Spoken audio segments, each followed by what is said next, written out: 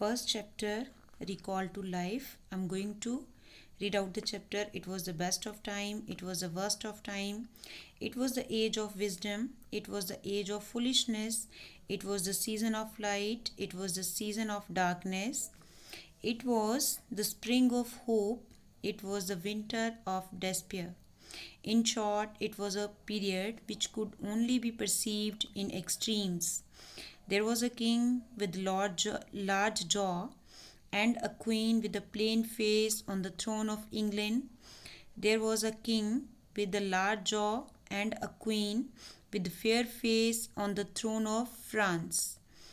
In both countries, people believed that the world would never change.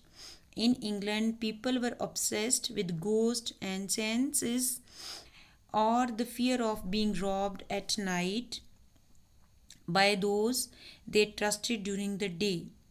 In France, people were being tortured for the slightest violation of petty law, death to those who did not bow before a monk they did not see 50 yards away.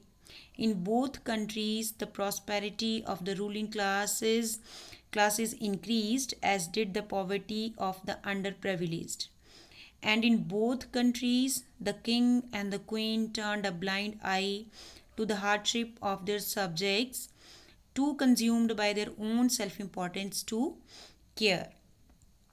So, dear children, the first scene of the story shows that the people of England were obsessed with the ghost stories and were afraid of being robbed at night, whereas the people in France were tortured for the slightest violation of the petty laws and penalized to death who did not bow before a monk they did not see 50 yards away.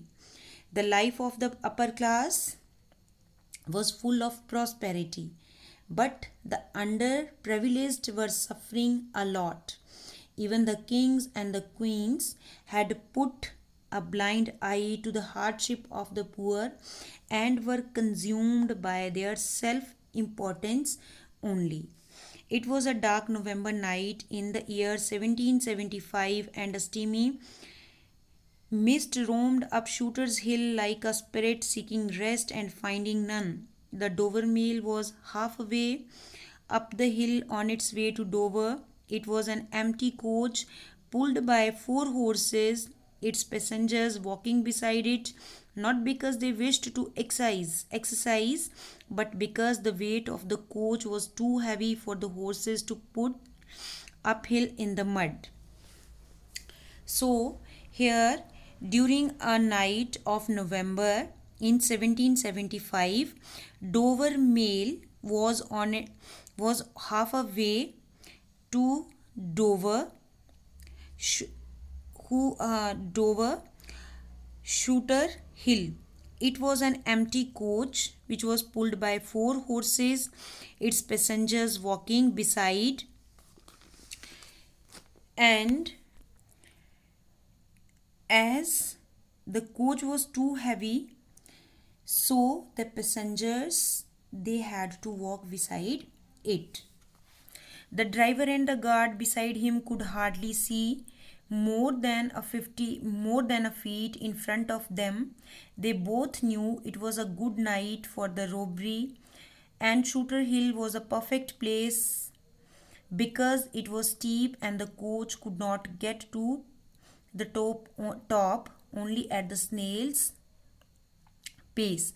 They both peered into the mist to see if anything was moving, especially anyone on the horseback. The guard was holding a gun with a long barrel across his knees. Suddenly he raised it to his shoulder. "I hear a horse coming up behind us. Gentlemen, in the king's name, all of you get into the coach."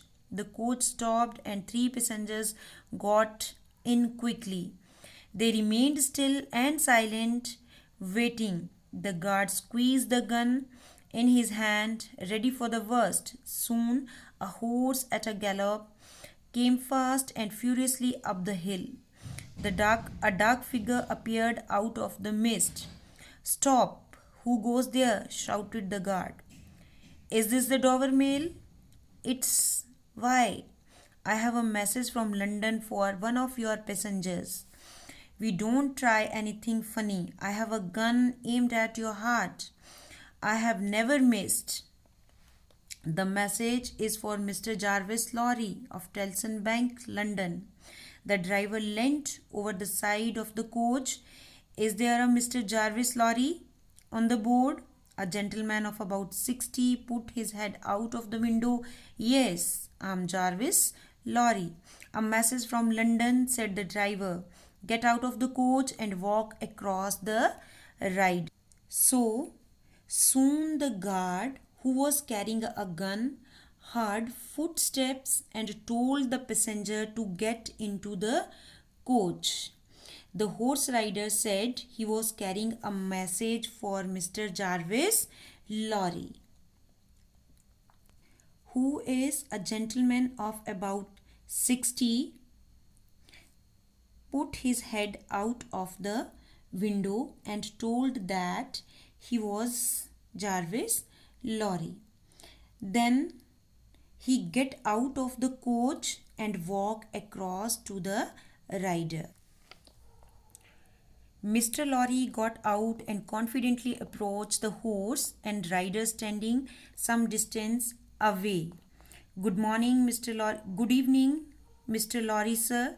At once, Mr. Lorry recognized the rider's London accent. Jerry Cruncher, not a night for riding all the way from London?